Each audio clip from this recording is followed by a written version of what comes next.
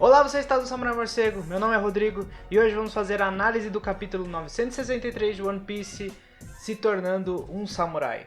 Bom, tive um pequeno hiato, né? Na semana passada eu não fiz a análise do capítulo 962, né? Mas eu voltei agora, né, com tudo pra gente fazer essa análise aqui, que esse capítulo foi muito interessante, foi bem bacana, né, e tem várias coisas que a gente pode comentar sobre ele. Mas antes, se vocês quiserem, né, apoiar aí o canal, se inscrevam no canal, curtam o vídeo, sigam a gente no @samurai_morcego lá no Twitter para informações de One Piece, né, sempre que sai notícia, né, sobre o One Piece, a gente posta lá. Tá tendo aí um alvoroço, né, sobre quando que realmente o One Piece vai terminar, né? O editor aí recentemente falou que realmente vão ser 5 anos, né? Se tudo der certo.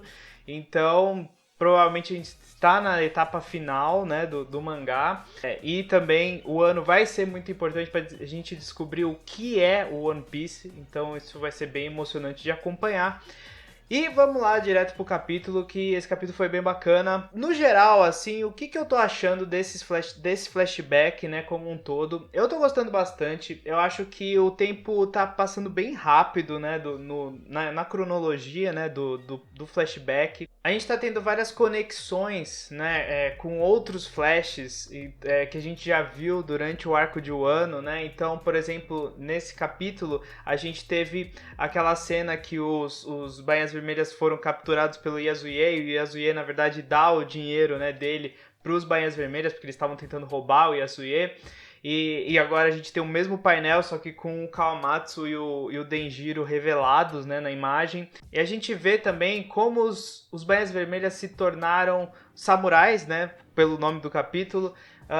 Como eles foram educados depois, né, que eles se tornaram Bainhas Vermelhas, porque antes eles eram muito pobres, eles não tinham educação, eles não tiveram educação, né? E agora, né, a gente vê eles aprendendo e tudo mais. É legal ver como isso se relaciona com como o Kinemon foi apresentado lá em Punk Hazard, porque em Punk Hazard ele era um personagem bem mais assim culto, né? E ele falava de um jeito diferente. E agora a gente percebe que, né, essa educação toda foi adquirida anos depois, né? Não exatamente desde criança que o Kinemon adquiriu, né, esse conhecimento, essas informações de Wano também, né? E a parte mais fofa foi ver o Nekomamushi, o Inuarashi e o Kawamatsu crianças, né? Quando eles foram capturados ali pelo povo e depois o Oden pega eles, né? A gente vê, né, como o Oden também, né, ele odeia esses preconceitos raciais, né? Contra principalmente os Minks e os Tritões ali naquela situação. Ele acolhe os três. E a gente descobre que o Kawamatsu é realmente um tritão, né? Tinha muita teoria de que ele era um mink com um tritão, ou ele tinha comido uma Akuma no Mi mitológica para se tornar um Kappa. Eu tô começando a achar que, mesmo que não ficou explícito nesse capítulo, o Kappa é baseado em um peixe mesmo. Ele, na verdade, as pessoas confundiam ele em Wano com um Kappa. Então, mesmo que ele se considere um Kappa, ele não é. A origem dele não é Kappa, né? Ele é um tritão que tem uma mãe, né? Tritã, não sei se esse é o termo certo.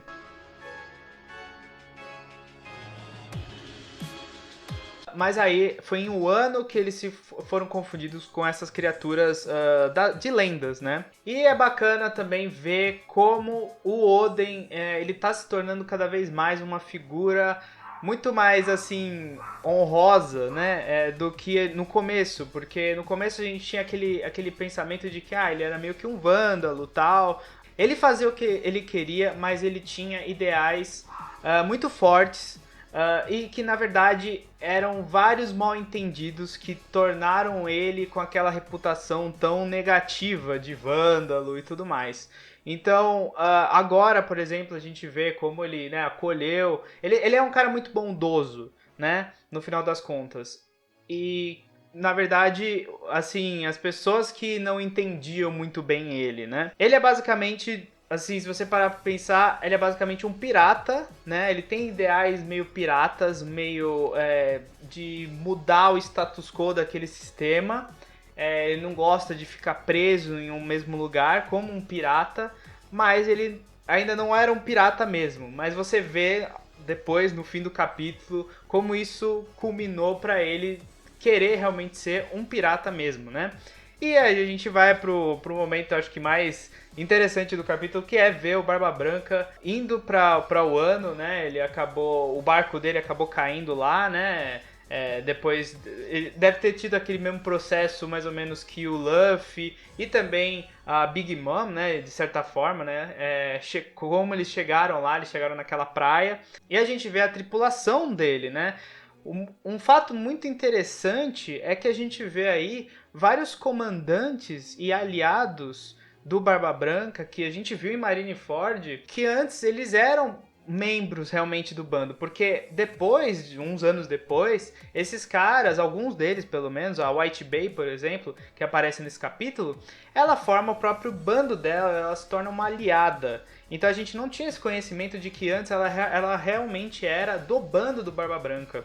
E tinha essa feição por ele, né? Todo mundo chama ele já de pai e tudo mais, como uma grande família, né? E nesse capítulo a gente vê membros como o Atmos, o White Bay, o Joso, o Marco, obviamente, ele era um novato naquela época, o Hakuyo, o Fossa, o King Jill, o Vista, o André e o Epoida. Todos eles apareceram em Marineford em vários momentos, e é muito interessante ver eles jovens, né? Para vocês terem um contexto, o Barba Branca aí é o Barba Branca de 44 anos de idade, e também já tinha se passado 8 anos desde o incidente em God Valley. Então já tinha dado bastante tempo para ele ter formado a própria tripulação depois de ter se separado dos Rocks. E é claro, a gente vê, né, o Oden aparecendo ali, enfrentando mais ou menos o Barba Branca, né? Eu acho que é o jeito dele de conhecer o Barba Branca, né, indo lá e atacando ele para ver também o quão forte é o Barba Branca. E eu acho que ele aprovou, porque ele já automaticamente se convidou para a tripulação do Barba Branca. O que é fascinante ver, né? O jeito como ele é impulsivo também, com companheiros e se tornar aliado de pessoas que ele acha digno de serem aliados, é muito parecido como o Luffy convida os outros pro bando dele, né? Então, assim, o Oden e o Luffy, eles são muito parecidos, né? E é muito interessante pensar nessa relação entre os dois, né? Que eu acho que o Oden é um personagem muito importante para a história de One Piece e que só agora a gente conhece ele, mas eu tenho quase certeza que o Oda já tinha, assim, pelo menos a base de um personagem assim que faria essa relação com o Luffy, né? Obviamente o Roger também é um personagem bem parecido, né? E é um líder também, né? E histórico, né? De piratas, mas o Oden e o Luffy têm uma relação muito próxima, né? E também é muito interessante ver esse momento dessa última página, o choque entre a Murakumogiri e a Ema, né, do Oden, eles, né, se encontrando ali, as duas espadas. Para vocês terem uma noção, a espada do Barba Branca, ela é uma das 12 Saijo Osamono. E a Ema do Oden é uma das 21 Osamono. Então, não é interessante perceber que não é só questão do ranking das espadas, né? Se ela é uma das 12, então ela automaticamente destrói uma espada das 21. Não é bem assim, porque também tem muito a ver com o usuário que tá com aquela espada. O Oden é extremamente forte, né? Absurdamente forte. E ele bate de frente com o Barba Branca, que é considerado o homem mais forte de todos.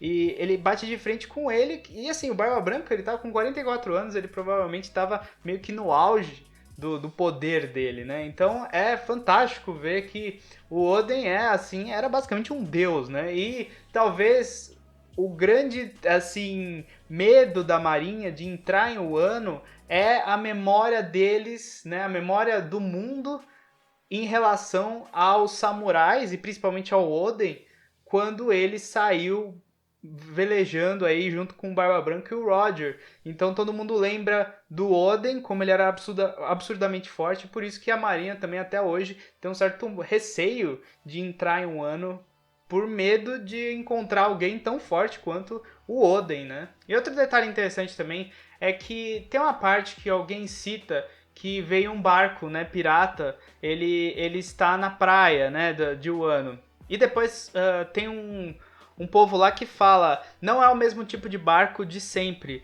Então dá a entender que, mesmo nessa época, o Wano recebia outros barcos, né, outros navios, do mesmo jeito que o Orochi também faz daquele sistema de meio que contrabando ou acordo com a marinha para trazer suprimentos. A família Kozuki provavelmente também tinha certos acordos com outros países, né, com outras ilhas, para trazer talvez suprimentos e troca, né?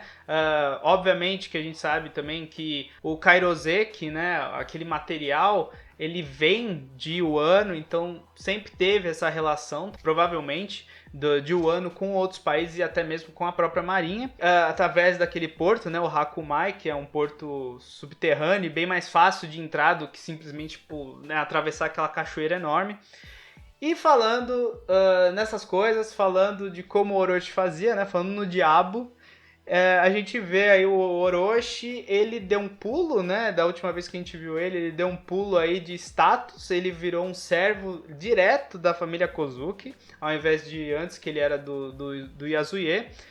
E ele tá cada vez mais próximo do trono, que ele tanto almeja, né?